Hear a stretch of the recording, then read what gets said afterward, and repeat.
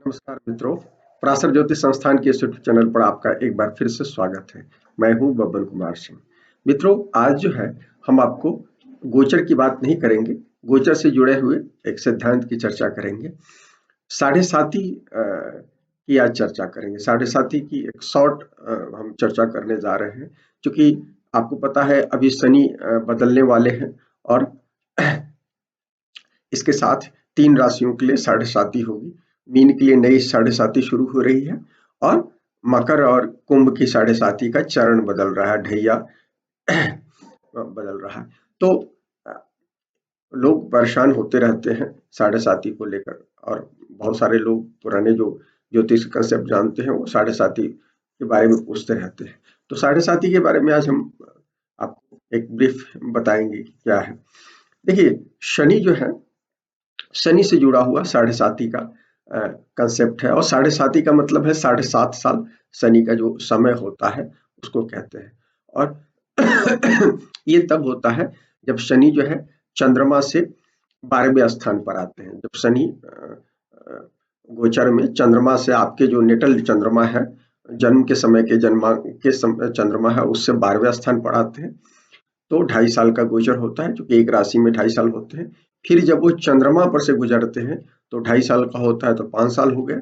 और फिर चंद्रमा से अगली राशि, दूसरी राशि में जब जाते हैं तो वो 2.5 साल का होता है। तो टोटल 7.5 साल का 3 चरण, इसलिए 3 चरण कहता है। शुरुआती को चढ़ती हुई ढैया बोलते हैं, साढ़े साती, और मिड मिड को मैंने बीच वाला बोलते हैं, और अंतिम को उतरती हुई साढ़े साती बोलते हैं, मोटा मोटी इसको बोलते हैं। तो ये इससे बहुत ज्यादा डरने की जरूरत नहीं है। देखिए, शनि जो है कर्म और न्याय के देवता है, और इसलिए उनका काम है आपके कर्म का आकलन करना और उस हिसाब से न्याय करना। तो यदि आपके कर्म अच्छे हैं तो शनि की साढ़े साती आपको कभी भी तंग नहीं करेगी।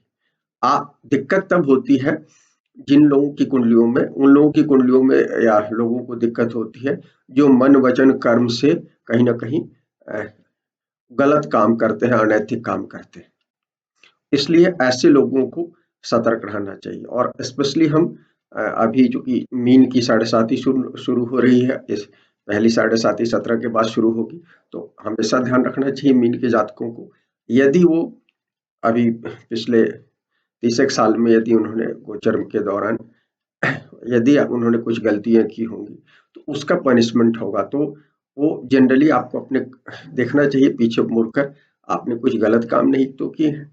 और शनि का एक और चीज है, शनि जो है समाज सापेक्ष ग्रह है। तो समाज सापेक्ष ग्रह होने के कारण यदि आप इंडिविजुअलिस्टिक हैं, केवल अपने बारे में ज्यादा सोचते हैं और अपनी तरक्की के बारे में सोचते हैं, अपने समाज के बारे में नहीं सोचते हैं। अपने समाज का मतलब है अपने माता पिता, जिस समाज से आप आते हैं और जिस देश और राज्य में आप रहते हैं उसके बारे में आप कितना सोचते हैं, उसके पर्यावरण के बारे में क्या सोचते हैं। यदि इन सब चीजों के बारे में आप यदि ठीक से सोचते हैं तो आपको शनि की साढ़े साती से परेशान नहीं होना है। लेकिन यदि आप इंडिविजुअलिस्टिक हैं, केवल अपने बारे में सोचते हैं, आपने क्या कहलाता है अपने माता पिता के बारे में सोचना बंद कर दिया है, अपने भाई बहनों के बारे में सोचना बंद कर दिया है, अपने समाज के बारे में सोचना बंद कर दिया है, अपने पर्यावरण के बारे में, अपनी मिट्टी हवा पानी के बारे में सोचना बंद कर दिया, तो निश्चित रूप से आपको सावधान होना चाहिए। पोस्ट कोविड काल में गुजर रहे हैं और हम बहुत सारे लोग इससे प्रभावित होने वाले हैं। तो इस बात को समझने की जरूरत है। तो एक तो ये चीज है, बेसिक रूप से ये हम आपको कहना चाहते हैं। अब क्या है कि हमको लंबा वीडियो नहीं बनाना है, शॉर्ट बनाना है, तो हम आपको जल्दी जल्दी बताना चाहते हैं चढ़ती हुई साढ़े साती का क्या परिणाम होता है। चढ़ती हुई साढ़े साती जो इस बार मीन के जातकों के लिए होगा, इस समय जो 17 के बाद होगा वो मीन के जातकों के लिए होगा। तो चढ़ती हुई साढ़े साती में क्या होता है, चढ़ती हुई साढ़े साती में क्या होता है कि शनि अ, जब 12वें घर में आते हैं चंद्रमा से, तो वहां से शुरुआत होती है। होता क्या है कि कहते हैं कि जो 25वां नक्षत्र को बोलते हैं, आपके जो जन्म नक्षत्र से 25वां नक्षत्र होता है वो 12वें भाव में पड़ता है, तो वो उसको हम कहते हैं मानस नक्षत्र कहते हैं। तो जब शनि आते हैं 12वें भाव में, तो आपके इसको सबसे यहाँ जो है वो कहीं ना कहीं मानस नक्षत्र जो है आपके सेंट्रल नर्वस सिस्टम को संचालित करता है। तो शनि जैसे ही आते हैं तो सेंट्रल नर्वस सिस्टम पर कंट्रोल कर लेते हैं, तो उसके कारण आपके मन में भय उत्पन्न हो जाता है। असुरक्षा बोध उत्पन्न होता है। शनि का जो नेचर है उस हिसाब से सुरक्षा बोध, और चूंकि कमजोर यदि शनि है आपकी कुंडली में, तो आप निश्चित रूप से आपका सेंट्रल नर्वस सिस्टम आपको भय कर देगा, असुरक्षा बोध कर देगा, और उसके कारण आप जो है बहुत सारी गलतियां करेंगे। तो इसके परिणाम से क्या होता है कि पिता या आपके आसपास के जो निकट संबंधी हैं उनके साथ आपके कम्युनिकेशन गैप होना शुरू हो जाता है और झगड़े झंझट शुरू हो जाते हैं। ये बॉस तक जा सकता है नौकरी में, या व्यवसाय में आपके क्या कहलाता है जो आपके गॉड फिगर है जिससे आपने हेल्प लेकर काम किया, ऐसे लोगों तक जा सकता है। तो फिर वहां से आपको, क्योंकि छठे भाव पर दृष्टि होती है उसकी, तो कहीं ना कहीं वो झगड़ा झंझट केस मुकदमा तक मामला जा सकता है। और नहीं तो उसके कारण अचानक आपको लगातार आपका काम प्रभावित होने से शुरू होता है और कहीं ना कहीं उससे वित्तीय हानि होती है, क्योंकि शनि की दृष्टि जो होती है तीसरे आपके दूसरे भाव पर भी होती है, 12वें से तीसरी दृष्टि होती है, तो आपके वहां पर भी होती है। और सबसे बड़ा चीज क्या होता है कि शनि जब 12वें भाव में आते हैं तो उनकी जो 10वीं दृष्टि होती है, जो कर्म की दृष्टि, वो भाग्य पर जाती है। तो आपने यदि कर्म अच्छे नहीं किए हैं तो क्या होता है, भाग्य आपका खराब होता है, क्योंकि वो काउंट करते हैं, वो ऑडिट करते हैं। ऑडिट में आपने यदि गलत किया है तो क्या होगा कि आपका भाग्य खराब होता है। भाग्य खराब का मतलब है सीधे जो हमने कहा कि पिता या इस तरह के निकट संबंधियों से आपका बॉस के साथ रिलेशनशिप खत्म होगा, ये होगा, तो उससे कहीं ना कहीं आपके खर्च बढ़ जाएंगे। और चूंकि 12वें भाव से संबंधित जो चीजें हैं, आपका अशांति होगी, आपके मन में अशांति उत्पन्न होने लगेगा, सुरक्षा बोध होगा, उसके उसके कारण झगड़ा झंझट होगा। और व्यवसाय में या नौकरी में आपको असफलताएं होंगी। आपको यदि नौकरी में है तो दूर तबादला हो सकता है, या बिजनेस में आपको ऐसे काम मिलेंगे जो झंझट के काम होंगे और उसमें लॉस होगा, इस तरह की स्थितियां होंगी और इस तरह की चीजें होंगी। और परिवार में क्या कहलाता है, बीमारी वगैरह की शुरुआत हो सकती है। या चूंकि ये 12वां जो भाव होता है चंद्र से, वो आपके 5वें भाव से क्या कहलाता है, 8वां भाव होता है, तो 5वां भाव संतान का है। तो कई बार यदि ज्यादा खराब स्थिति हो कुंडली में तो संतान की मौत तक हो सकती है। तो इस तरह की स्थितियां होती है, इसलिए जो पंचम से अष्टम स्थान है ये, तो यहाँ तक की स्थिति होती है। कई लोग जो है पहले जो ये 12वें स्थान का जो होता है, ये इसको सबसे खराब मानते हैं। इसको इसलिए कि जब चंद्रमा 12वें स्थान पर जाता है तो आपका जो चंद्र लग्न है, क्योंकि हम जो महत्वपूर्ण लग्न मानते हैं, लग्न और उसके बाद चंद्र लग्न को मानते हैं, दो को सब लोग देखते हैं प्राय। उत्तर भारत में तो देखने की आदत है लग्न और चंद्र लग्न से। तो आपका एक महत्वपूर्ण लग्न जो मानस को रिप्रेजेंट करता है, आपके सोच को रिप्रेजेंट करता है, वो प्रभावित हो जाता है, क्योंकि उसके 12वें भाव को भी और दूसरे भाव को माने, तो लग्न चंद्र लग्न आपका प्रभावित हो जाता है। इसलिए कहीं ना कहीं वो एक तरह से पाप का त्रियोग बना देता है शनि। तो आप एक भय और सुरक्षा बोध से संचालित होने लगते हैं। इसलिए सबसे ज्यादा जरूरत है, जब शनि साढ़े साथी के पहले चढ़ती साढ़े साथी में है, तो आपको भय से बचना चाहिए, सुरक्षा बोध से बचना चाहिए और अपने काम को ईमानदारी से करना चाहिए। अन्यथा आपका भाग्य खराब होगा, और भाग्य खराब होगा तो सबसे पहले अपने पिता या बॉस के साथ आपके संबंध खराब होंगे, या दूसरे नाते रिश्तेदार से होंगे। और स्थितियां खराब होंगी तो अपने दाम्पत्य जीवन में भी, क्योंकि ये बेड सुख का स्थान है 12वां, तो आपका बेड सुख का स्थान है। और जो दूसरा भाव है जिस पर दृष्टि है, वो आपके 7वें से अष्टम भाव है। तो आपके दाम्पत्य जीवन में भी स्थितियां खराब हो जाएंगी, क्योंकि आपने यदि अनैतिक रिलेशंस रखे हैं पहले, तो उसके कारण आपके अपने परिवार में क्या कहलाता है, विघटन की स्थिति हो जाएगी, जीवन साथी के साथ इस तरह स्थितियां हो सकती है, या बीमारी वगैरह की स्थिति हो सकती है। तो ये सबसे बड़ी चीज है। और इसलिए कि जब 12वें में होते हैं तो छठे भाव पर दृष्टि होती है, तो रोग ऋण वगैरह की स्थितियां हो जाती है। अचानक से आपका लोन माने बाप पर बहुत ज्यादा क्रिएट हो जाएगा, इस तरह की स्थितियां होंगी। क्योंकि ये मेन चीज है कि यहाँ जब आते हैं 12वें भाव में तो भाग्य भाव को प्रभावित करते हैं, सबसे महत्वपूर्ण चीज। जब पहली साढ़े साथी में, पहले चरण की साढ़े साथी में वो भाग्य भाव को प्रभावित करते हैं, दूसरे चरण की साढ़े साथी में आपके कर्म भाव को प्रभावित करते हैं, और तीसरे चरण की साढ़े साथी में लाभ भाव को करते हैं। दूसरे भाव के साथ लाभ भाव, तो दोनों धन भाव हो जाता है। हम आगे उसकी चर्चा करेंगे। अब हम बीच की साढ़े साथी क्या कहलाता है, और इस आगे बीच की साढ़े साथी से पहले मैं एक चीज और बता देना चाहता हूँ कि क्या होता है कि जब 12वें भाव में चंद्रमा आते हैं तो मन की अस्थिरता के कारण आप चाहते हैं कि जो सिचुएशन है उसके लिए उससे बदलाव बदलाव चाहते हैं। खासकर नौकरी में है तो नौकरी से बदलाव चाहते हैं, यदि दाम्पत्य जीवन में है तो आप अपने परिवार से अलग होना चाहते हैं। और ये आप सोचते हैं कि दूसरी जगह जाएंगे तो चीजें बदल जाएंगी, लेकिन आप जान लीजिए जो आपके मन में है वही चीज आप कहीं भी जाएंगे वो लेकर जाएंगे। तो एनर्जी है, वो एनर्जी है, तो इसलिए आप बदलाव करके चीजों को खत्म नहीं कर सकते। तो ऐसे समय में शनि, और शनि के बारे में हमेशा याद रखिए कि शनि जो है हर चीज को देरी से चाहते हैं, क्योंकि ये सारे ग्रहों में सबसे लेट से क्या कहलाता है इसका रिजल्ट होता है, सबसे ज्यादा इसका क्या कहलाता है लेट से, क्योंकि ये 30 साल ग्रह है, 30 साल में एक बार रिजल्ट देते हैं।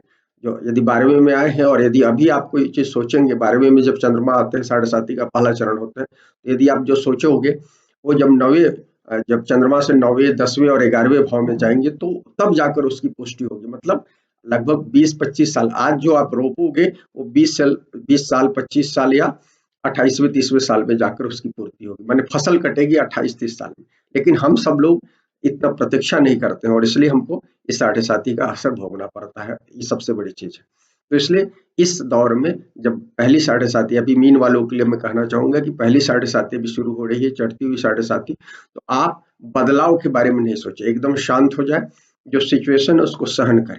शनि आपकी मेंटल स्ट्रेंथ को चेक करते हैं, यदि आपका मेंटल स्ट्रेंथ अच्छा है तो फिर इसके रिजल्ट आपको उतरती हुई साढ़े साथी से अच्छा रिजल्ट देंगे, और जब खत्म हो जाएंगे तो निश्चित तरह से अच्छा देंगे, जब पूरी तरह से 7.5 साल का हो जाएगा। नहीं तो बीच वाले फेज से या तीसरे फेज से आपको रिजल्ट अच्छा देना शुरू कर देंगे, यदि आप स्टेबल रहोगे।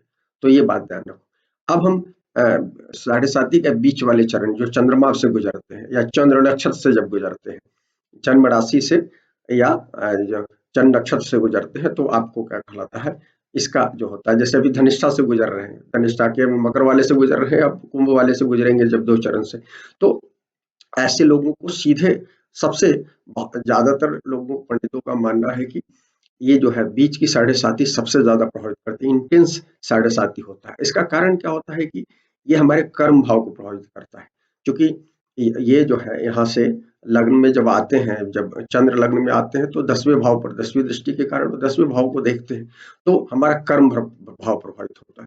तो यदि हमारा पिछला कर्म खराब है तो निश्चित रूप से इस समय हमारा वर्तमान कर्म उससे प्रभावित होने जा रहा है।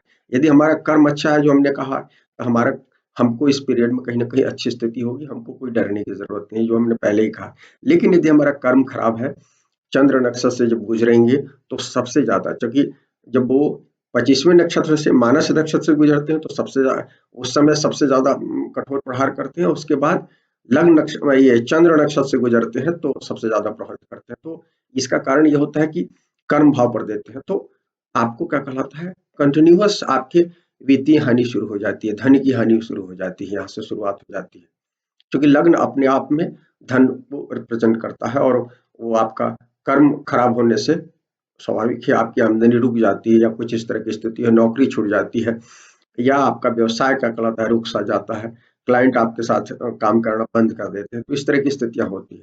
पहली चीज ये होता है। दूसरा चीज होता है कि ये चूंकि यहाँ से शनि की 7वीं दृष्टि जो जाती है आपके दाम्पत्य भाव पर जाती है, तो यदि आपने पीछे के समय में रिलेशनशिप में कुछ गड़बड़ियां की है तो इस समय आपके दाम्पत्य जीवन में गड़बड़ियां शुरू होती है, टेंशन शुरू होता है अपने जीवन साथी के साथ, या सामाजिक जीवन में भी यदि आप बृहद समाज की बात करें तो वहाँ के लोगों के साथ आपके संबंध खराब होने लगते हैं, तो आपको लेबर की समस्या होती है और भी बहुत सारी चीजें होती है।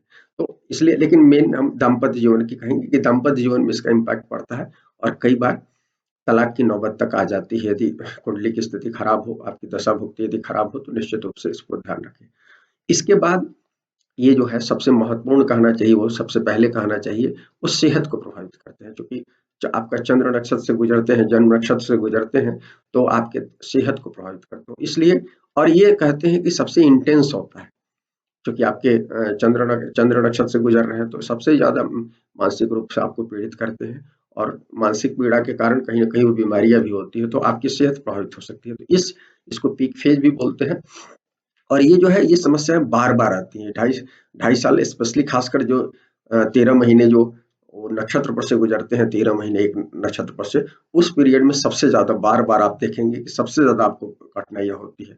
और जब वो आप डिग्रिकली होते हैं और यदि यदि वो हो जाते हैं, वक्री होकर आ जाते हैं, तो 3 बार क्रॉस करते हैं तो लंबा पीरियड हो जाता है, कई बार 4 महीने 6 महीने का हो जाता है। तो ओवरऑल 13 महीने का पीरियड जो होता है वो आपको बहुत प्रभावित करता है।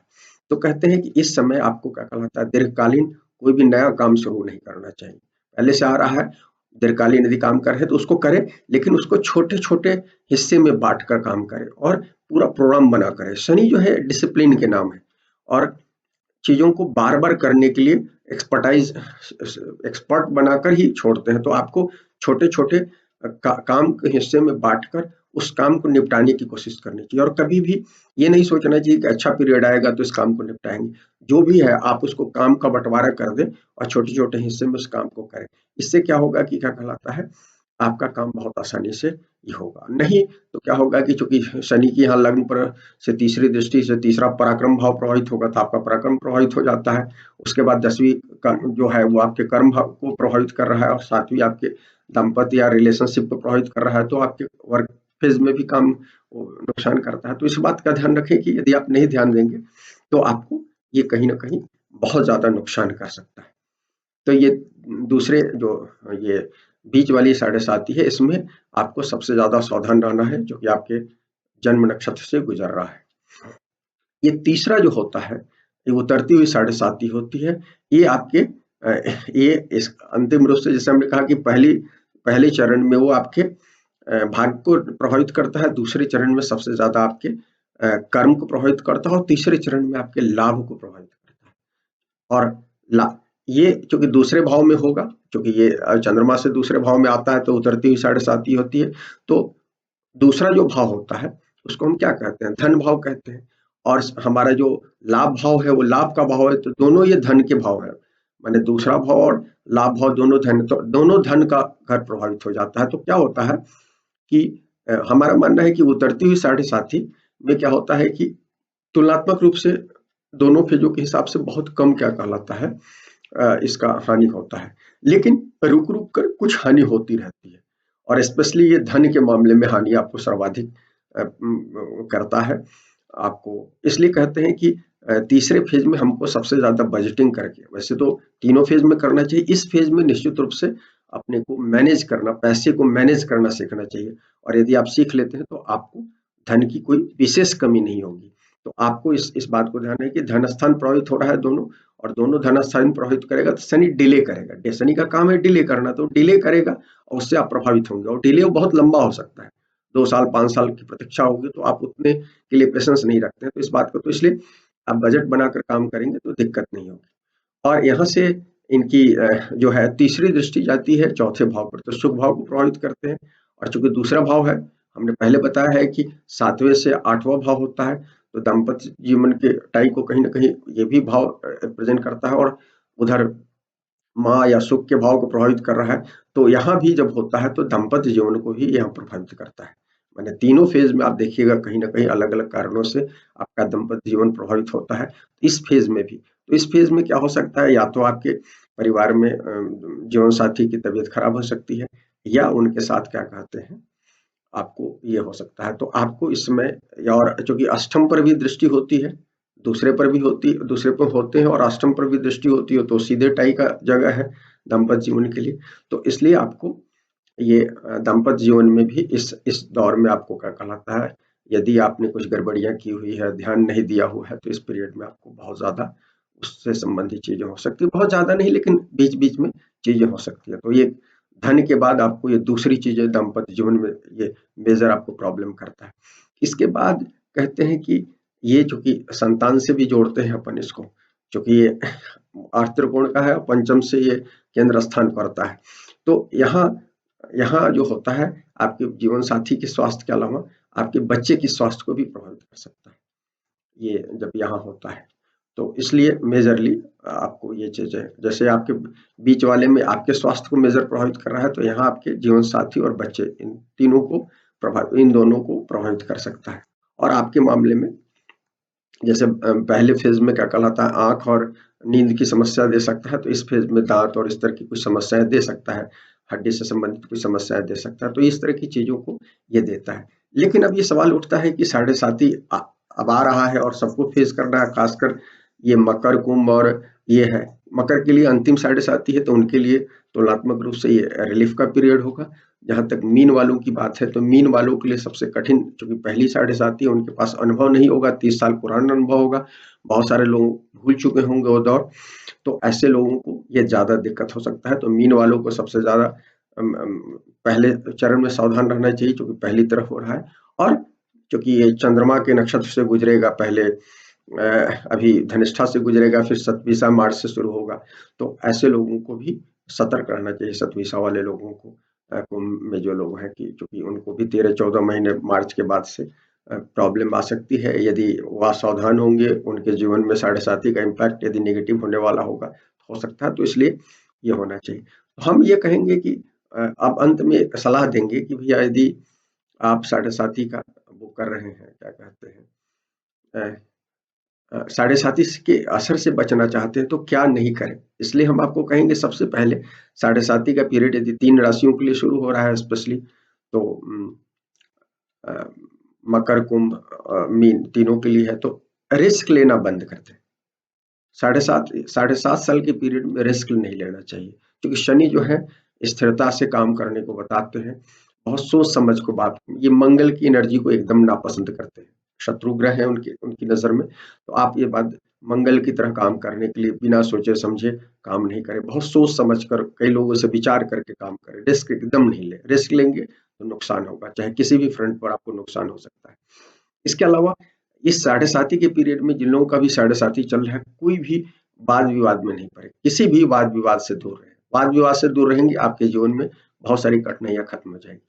तीसरी चीज हम आपको कहेंगे, आप इस पीरियड में किसी भी तरह का नशा नहीं करें, स्पेशली शराब पीना एकदम बंद कर दें, शराब या कोई भी किसी तरह का नशा ले करते हैं तो बंद कर दें। आप यदि भारतवर्ष में रह रहे हैं तो किसी भी तरह का नॉन वेज खाना, माने जो मांसाहारी जो भोजन है, एकदम बंद कर दें। हम तो माने भारत में अंडा जैसा चीज भी बंद कर सकते हैं, तो आप यदि कर, तो ये आपके लिए कहीं ना कहीं शनि का असर काफी हद तक कम हो जाएगा। तीसरी चीज है, शनि किसी भी अनैतिक काम को बर्दाश्त नहीं करते हैं, चाहे आप व्यक्तिगत जीवन में कुछ अनैतिक काम कर रहे हो, चाहे आप सामाजिक जीवन में वर्क प्रोफाइल में कर रहे हो, दोनों कामों से इतिश्री करें, अन्यथा आपको निश्चित रूप से शनि की साढ़े साथी परेशानी करेगी। ये 3 चीजें सबसे ज्यादा मैं मना करता हूँ साढ़े साथी में। किसी तरह का नशा नहीं करें, नॉनवेज खाना बंद कर दें, और अनैतिक किसी भी तरह का काम नहीं करें, चाहे टैक्स चोरी का काम हो, चाहे क्या कहलाता है कोई भी गलत काम करना है, तो ये 3 चीजों से बचें। इसके बाद हम आपको कहेंगे कि यदि आप वाहन वगैरह चलाते हैं तो पूरी नजर रखें, कभी भी असावधानी से लापरवाही हुई तो दुर्घटना हुई, वाली इस चीज ध्यान रखिएगा। तो वाहन चला रहे हैं तो एकदम सावधान रहें। इसके अलावा हम आपको कहेंगे कि मंगलवार और शनिवार को कोशिश करें कि शनि के कलर जो होते हैं काले, ब्लू, ये ब्लू, नेवी ब्लू, इस तरह के कपड़े एकदम नहीं पहने, और ऐसे कपड़े पहने हुए लोगों के साथ डीलिंग में बहुत सावधान रहें, क्योंकि कहीं ना कहीं वो प्योर शनि है और आपको नुकसान कर सकते हैं यदि आप राहु के इम्पैक्ट में चल रहे हैं, तो इस बात का ध्यान रखें। इसके बाद आपको कहेंगे कि यथासंभव, जहां तक संभव, संभव नहीं होता है, लेकिन यथासंभव, खासकर पीक आपकी साढ़े साथी चल रही हो, तो आप रात में यात्रा नहीं करें, दिन की यात्रा करें। ज्यादातर आप अपने वाहन से यात्रा कर रहे हैं तो एकदम निश्चित रूप से दिन में यात्रा करें, और यदि आप ट्रेन वगैरह से कर रहे हैं तो मजबूरी में आपको करना पड़ सकता है, लेकिन कोशिश करें कि रात की यात्रा नहीं हो, दिन की यात्रा करें। तो ये कुछ चीजें साढ़े साथी के समय यदि आप ध्यान रखेंगे, तो साढ़े साथी के कष्ट से आपको काफी हद तक निवृत्ति रहेगी। मित्रों, ये साढ़े साथी के बारे में कुछ पॉइंट्स थे मेरे दिमाग में, जो हमने आपसे शेयर किया। यदि पसंद आए तो लाइक करें, हालांकि वीडियो लंबा हो गया, 23 मिनट का हो गया। पसंद आए तो लाइक करें, शेयर करें, चैनल को सब्सक्राइब करें। शुक्रिया मित्रों।